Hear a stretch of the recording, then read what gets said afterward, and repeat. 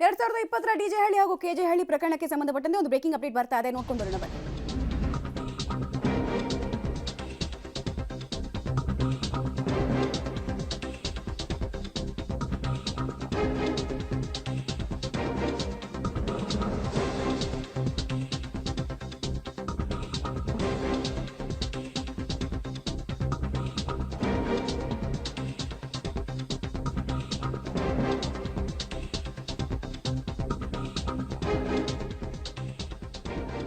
ಡಿಜೆಹಳ್ಳಿ ಕೆಜೆಹಳ್ಳಿ ಆರೋಪಿಗಳ ಪರ ಮತ್ತೆ ಕಾಂಗ್ರೆಸ್ ನಿಲ್ತಾ ಇರೋದು ಸ್ಪಷ್ಟವಾಗಿ ಕಾಣಿಸ್ತಾ ಇದೆ. ಶಾಸಕ ತನ್ವೀರ್ ಸೇಠ್ ಬಳಿಕ ಮತ್ತೊಬ್ಬ ಶಾಸಕರು ಬ್ಯಾಟಿಂಗ್ ಮಾಡ್ತಾ ಇದ್ದಾರೆ.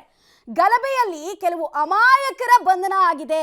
ಅವ್ರ ಪರವಾಗಿ ನಾವು ನಿಂತ್ಕೊಳ್ಬೇಕಾಗತ್ತೆ, ಆರೋಪಿಗಳ ಬಿಡುಗಡೆಗೆ ನಾವು ಒತ್ತಾಯಿಸಬೇಕಾಗತ್ತೆ. ಈ ವಿಚಾರವನ್ನು ನಾನು ಕೂಡ ಸರ್ಕಾರದಲ್ಲಿ ಕೋರ್ಕೊಳ್ತೀನಿ ಅಂತ ಹೇಳ್ತಾ ಇದ್ದಾರೆ ಪುಲಕೇಶಿ ನಗರದ ಶಾಸಕರು.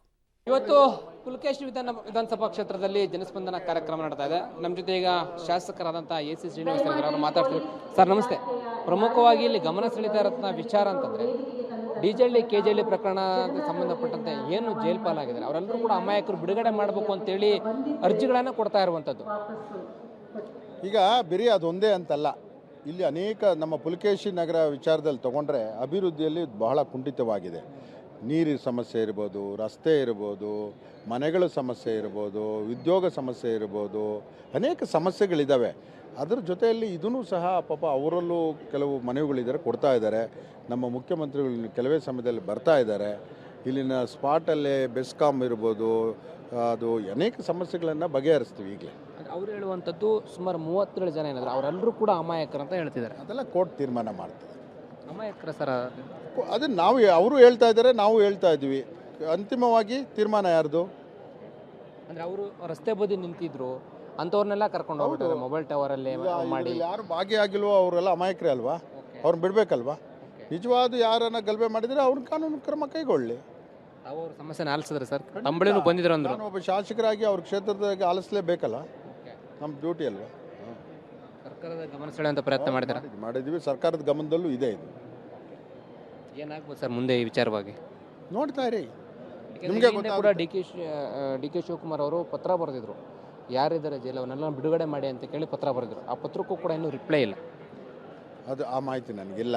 ಬಟ್ ನಾವಂತೂ ಈ ಡಿಜೆಹಳ್ಳಿ ಕೆಜೆಹಳ್ಳಿ ಇದು ಹಳೆ ಆಗಿದೆ. ಈಗ ನಾನು ಗೆದ್ದ ಮೇಲೆ ಹೆಚ್ಚಿನಾಗಿ ನಾನು ಅಭಿವೃದ್ಧಿ ಬಗ್ಗೆ ಗಮನ ಕೊಡ್ತಾ ಇದ್ದೀನಿ. ಅದು ಒಂದು ಸಮಸ್ಯೆ ನನಗೆ ಹೇಳಿದ್ದಾರೆ, ಅದನ್ನು ಸಹ ನಾವು ಸರ್ಕಾರ ಗಮನಕ್ಕೆ ಹಾಕಿದ್ದೇವೆ. ಫೈನಲ್ ಆಗಿ ತಮ್ಮ ಪ್ರಕಾರವಾಗಿ ಈಗ ಜೈಲಿನಲ್ಲಿರೋ ಪ್ರಕಾರ ತಾವೇನು ಹೇಳ್ತೀರಾ? ನಾನೇನು ಹೇಳೋಕ್ಕಾಗುತ್ತೆ? ಕಾನೂನು ಕೋರ್ಟಲ್ಲಿ ಮುಂದೆ ಇರುವಾಗ ನಾನೆಲ್ಲ ಏನು ಹೇಳಕ್ಕೆ ಬರೋದಿಲ್ಲ. ಅದನ್ನೆಲ್ಲ ಇದಿಷ್ಟು ಶಾಸಕರ ಅಂತ AC ಶ್ರೀನಿವಾಸರು ಹೇಳ್ತಾ ಇರ್ತಕ್ಕಂಥದ್ದು. ಇಲ್ಲಿ ಇರ್ತಕ್ಕಂಥವ್ರು ಏನೆಲ್ಲರೂ ಕೂಡ ಅಮಾಯಕರಿದ್ದಾರೆ, ಕಾನೂನು ಚೌಕಟ್ಟಿನಲ್ಲಿ ಏನಾಗುತ್ತೆ ಅದನ್ನೆಲ್ಲವೂ ಕೂಡ ಬಗೆಹರಿಸ್ತೀವಿ ಅಂತ ಕೂಡ ಹೇಳ್ತಾ ಇದ್ದಾರೆ. ಕ್ಯಾಮರಾ ಪರ್ಸನ್ ಸುಹಾಸ್ ಜೊತೆ ಲೋಕೇಶ್ ಕೊಡೋದ್ರ ಪಬ್ಲಿಕ್ TV ಬೆಂಗಳೂರು. ಡಿಜೆಹಳ್ಳಿ ಕೇಸಲ್ಲಿ 37 ಜನ ರಿಲೀಸ್ ಮಾಡ್ತಾರೆ ಅಂತ ಎಲೆಕ್ಷನ್ ಟೈಮಲ್ಲಿ ಕ್ಯಾನ್ವಾಸ್ ಹೋದಾಗ ಹೇಳಿದ್ರಂತೆ, ಇನ್ನೂ ಕೂಡ ರಿಲೀಸ್ ಮಾಡಿಲ್ಲ ಅಂತ. ನೋಡಿ, ಅದು ಕಾನೂನು ವ್ಯಾಪ್ತಿಗೆ ಬರ್ತಕ್ಕಂಥ ವಿಚಾರ. ನಮ್ಮದು ಒಂದು ಒತ್ತಾಯ ಇದೆ.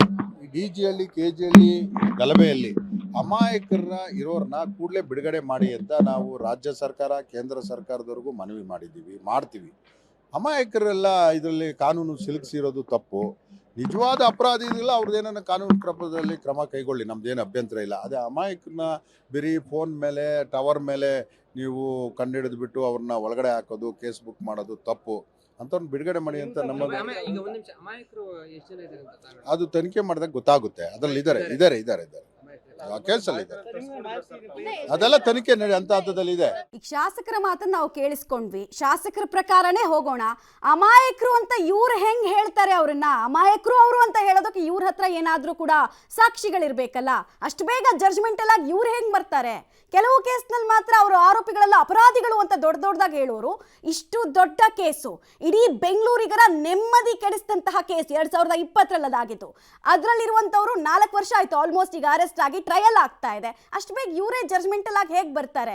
ಅಕಸ್ಮಾತ್ ನಿಜವಾಗ್ಲೂ ಅಮಾಯಕರಾಗಿದ್ರೆ ಅವ್ರನ್ನ ಕೋರ್ಟ್ ಕೂಡ ಬಿಡುಗಡೆ ಮಾಡೋ ಕೆಲಸವನ್ನು ಮಾಡುತ್ತೆ. ಅವರ ಪರ ನಿಲ್ಲೋದು ಎಷ್ಟು ಸರಿ? ಇದೇ ಅತಾರ್ಕಿಕ ಅಂತ ಅನ್ಸುತ್ತೆ, ಆದ್ರೆ ಇಲ್ಲಾಜಿಕಲ್. ಡೀಟೇಲ್ಸ್ ಕೊಡ್ತಾರೆ. ನೇರ ಸಂಪರ್ಕದಲ್ಲಿ ಜಾಯ್ನ್ ಆಗ್ತಾ ಇದ್ದಾರೆ ಲೋಕೇಶ್. ಶಾಸಕರ ಧಾವಂತ ಅವ್ರನ್ನ ಅಮಾಯಕರು ಅಂತ ಪೊಟ್ರೆ ಮಾಡೋದಕ್ಕೆ ಬಹಳ ಸ್ಪಷ್ಟವಾಗಿ ಕಾಣಿಸ್ತಾ ಇದೆ. ಬಟ್ ಈ ಧಾವಂತನೇ ತುಂಬಾ ಇಲ್ಲಾಜಿಕಲ್ ಅಂತ. ಅಮಾಯಕರಾದ್ರೆ ಕೋರ್ಟು ಬಿಡುಗಡೆ ಮಾಡ್ತಾ ಇತ್ತು, ಪೊಲೀಸ್ನವರು ಕೂಡ ತುಂಬಾ ದೀರ್ಘಾವಧಿ ಹಿಡಿದಿಟ್ಕೊಳಕ್ ಆಗ್ತಿರ್ಲಿಲ್ಲ ಅಂತ. ಮಮತಾ, ಖಂಡಿತವಾಗೂ ಈಗ ಶಾಸಕರು ಗಲಭೆಕೋರರ ಪರವಾಗಿ ನಿಲ್ತಾ ಇದ್ದಾರೆ ಅಂತ ಕಾಣಿಸ್ತಾ ಹೋಗ್ತಾ ಇದೆ. ಅವರ ಹೇಳಿಕೆಗಳನ್ನ ಗಮನಿಸ್ತಾ ಹೋಗ್ತಾ ಇದ್ರೆ ಅಂದ್ರೆ ರಸ್ತೆ ಬದಿ ನಿಂತಿದ್ದವರು ಮತ್ತೆ ಅವರು ಮೊಬೈಲ್ ಟವರ್ ಅನ್ನ ಸರ್ಚ್ ಮಾಡಿ ಅಂಥವ್ರನ್ನ ಅರೆಸ್ಟ್ ಮಾಡಿದ್ದಾರೆ. ಅಪರಾಧಿಗಳು ಅಲ್ಲ, ಅಮಾಯಕರ ಅವರು ಅಂತೇಳಿ ಹೇಳ್ತಾ ಇರುವಂಥದ್ದು. ಈಗಾಗಲೇ 3.5 ವರ್ಷ ಜೈಲಾಗಿದೆ. ಈಗಾಗಲೇ ಪೊಲೀಸರು ಕೂಡ ಕ್ಲಿಯರ್ ಆಗಿ ತನಿಖೆಯನ್ನ ಮಾಡಿ ಯಾರೆಲ್ಲ ಇದರಲ್ಲಿ ಇನ್ವಾಲ್ವ್ ಆಗಿದ್ರೆ ಅವ್ರನ್ನ ಅರೆಸ್ಟ್ ಕೂಡ ಮಾಡಿದ್ದಾರೆ. ಆದರೆ ಈಗ ಕಾಂಗ್ರೆಸ್ ಶಾಸಕರೆಲ್ಲರೂ ಕೂಡ ಡಿಜೆಹಳ್ಳಿ ಕೆಜೆಹಳ್ಳಿ ಗಲಭೆಕೋರರ ಪರವಾಗಿ ನಿಂತು ಅವರನ್ನ ಬಿಡುಗಡೆ ಮಾಡಬೇಕು ಅಂತೇಳಿ ನಾನು ಕೂಡ ಒತ್ತಾಯ ಮಾಡ್ತೀನಿ ಅಂತ ಹೇಳ್ತಾ ಇದ್ದಾರೆ. ಅವರ ಕುಟುಂಬಸ್ಥರೆಲ್ಲರೂ ಕೂಡ ಈಗಾಗಲೇ ಶಾಸಕರನ್ನು ಕೂಡ ಭೇಟಿ ಮಾಡಿ ಇವರನ್ನು ಜೈಲಿಂದ ಬಿಡುಗಡೆ ಮಾಡಬೇಕು ಅಂತೇಳಿ ಮನವಿ ಮಾಡಿಕೊಂಡಿದ್ದಾರೆ. ತಾನು ಕೂಡ ಸರ್ಕಾರದ ಗಮನಕ್ಕೆ ತರುವಂತ ಕೆಲಸವನ್ನ ಮಾಡ್ತೀನಿ ಅಂತೇಳಿ ಈಗ ಪುಲಕೇಶಿ ನಗರ ವಿಧಾನಸಭಾ ಕ್ಷೇತ್ರದ ಶಾಸಕರು ಶ್ರೀನಿವಾಸ್ ಅವರು ಹೇಳ್ತಾ ಇರುವಂತದ್ದು. ಈ ರೀತಿಯಾದಂತ ಒಂದು ಧಾವಂತ ಯಾಕೆ ಅಂತೇಳಿ ಪ್ರಶ್ನೆ ಮೂಡ್ತಾ ಹೋಗುತ್ತೆ. ಪೊಲೀಸರು ತನಿಖೆ ಮಾಡ್ದೇನೆ, ಸಾಕ್ಷ್ಯಾಧಾರಗಳು ಇಲ್ದೇನೆ ಅವ್ರನ್ನ ಅರೆಸ್ಟ್ ಮಾಡಿಬಿಟ್ರ, 3.5 ವರ್ಷ ಜೈಲಿನಲ್ಲಿ ಇಟ್ಟರೆ ಅಂತ ಪ್ರಶ್ನೆ ಮೂಡ್ತಾ ಹೋಗುತ್ತೆ. ಹಾಗಾಗಿ ಇವರ ಧಾವಂತ ಎಲ್ಲಿವರೆಗೂ ಹೋಗುತ್ತೋ ನೋಡ್ಬೇಕಾಗಿದೆ. ಈಗಾಗಲೇ ಉಪಮುಖ್ಯಮಂತ್ರಿಗಳು ಕೂಡ ಒಮ್ಮೆ ಪತ್ರವನ್ನ ಬರೆದು ಬಿಡುಗಡೆ ಮಾಡಬೇಕು ಅಂತ ಕೂಡ ಹೇಳಿದ್ರು. ಹಾಗಾಗಿ ಅವರನ್ನು ಬಿಡುಗಡೆ ಮಾಡುವಂತ ವಿಚಾರಕ್ಕೆ ಈಗ ಮುನ್ನೆಲೆಗೆ ಬಂದಿದ್ದು ಕಾಂಗ್ರೆಸ್ ಸರ್ಕಾರ ಇದೆ, ಬಿಡುಗಡೆ ಮಾಡ್ತಾರೆ ಅನ್ನುವಂತ ನಿಟ್ಟಿನಲ್ಲಿ ಕುಟುಂಬಸ್ಥರು ಕೂಡ ಗೃಹ ಸಚಿವರನ್ನ, ಉಪಮುಖ್ಯಮಂತ್ರಿಗಳನ್ನ, ಶಾಸಕರನ್ನ ಮತ್ತೆ ಅಲ್ಪಸಂಖ್ಯಾತರ ಜನಪ್ರತಿನಿಧಿಗಳನ್ನ ಭೇಟಿ ಮಾಡಿ ಮನವಿಗಳನ್ನ ಮಾಡ್ತಾ ಹೋಗ್ತಾ ಇದ್ರೆ. ಇವತ್ತು ಜನಸ್ಪಂದನ ಕಾರ್ಯಕ್ರಮದಲ್ಲೂ ಕೂಡ ಈ ರೀತಿಯ ಚರ್ಚೆಗೆ ಈಗ ಮುನ್ನೆಲೆಗೆ ಬಂದಿರುವಂತದ್ದು. ಈ ಪ್ರಕರಣದಲ್ಲಿ ಬಂಧಿತರಾಗಿರೋರನ್ನ ಬಿಡುಗಡೆ ಮಾಡಬೇಕು ಅಂತೇಳಿ ಉಪಮುಖ್ಯಮಂತ್ರಿಗಳಿಗೆ ಮನವಿ ಮಾಡೋದ್ರ ಜೊತೆಗೆ ಶಾಸಕರಿಗೂ ಕೂಡ ಮನವಿ ಮಾಡಿದರೆ ಶಾಸಕರು ಕೂಡ ನಾನು ಸರ್ಕಾರದ ಗಮನಕ್ಕೆ ತರ್ತೀನಿ ಅಂತ ಹೇಳ್ತಾ ಇರುವಂತದ್ದು. ಮಮತಾ, ರೈಟ್, ಧನ್ಯವಾದ ಲೋಕೇಶ್. ಈಗ ಡಿಜೆಹಳ್ಳಿ ಕೇಸಲ್ಲಿ 37 ಜನ ರಿಲೀಸ್ ಮಾಡ್ತಾರೆ ಅಂತ ಎಲೆಕ್ಷನ್ ಟೈಮಲ್ಲಿ ಕ್ಯಾನ್ವಾಸ್ ಹೋದಾಗ ಹೇಳಿದ್ರಂತೆ, ಇನ್ನೂ ಕೂಡ ರಿಲೀಸ್ ಮಾಡಿಲ್ಲ ಅಂತ ಇವತ್ತು ಕೂಡ ನೋಡಿ, ಅದು ಕಾನೂನು ವ್ಯಾಪ್ತಿಗೆ ಬರ್ತಕ್ಕಂಥ ವಿಚಾರ. ನಮ್ಮದು ಒಂದು ಒತ್ತಾಯ ಇದೆ. ಈ ಡಿಜಿಹಳ್ಳಿ ಕೆಜಿಹಳ್ಳಿ ಗಲಭೆಯಲ್ಲಿ ಅಮಾಯಕರ ಇರೋರನ್ನ ಕೂಡಲೇ ಬಿಡುಗಡೆ ಮಾಡಿ ಅಂತ ನಾವು ರಾಜ್ಯ ಸರ್ಕಾರ, ಕೇಂದ್ರ ಸರ್ಕಾರದವರೆಗೂ ಮನವಿ ಮಾಡ್ತೀವಿ. ಅಮಾಯಕರೆಲ್ಲ ಇದರಲ್ಲಿ ಕಾನೂನು ಸಿಲುಕಿಸಿರೋದು ತಪ್ಪು.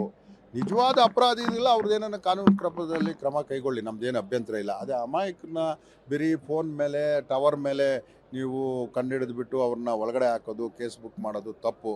ಅಂಥವ್ರನ್ನ ಬಿಡುಗಡೆ ಮಾಡಿ ಅಂತ ನಮ್ಮ ಅದು ತನಿಖೆ ಮಾಡಿದಾಗ ಗೊತ್ತಾಗುತ್ತೆ. ಅದರಲ್ಲಿ ಇದ್ದಾರೆ ಆ ಕೇಸಲ್ಲಿ ಇದ್ದಾರೆ. ಅದೆಲ್ಲ ತನಿಖೆ ಅಂತ ಹಂತದಲ್ಲಿ ಇದೆ.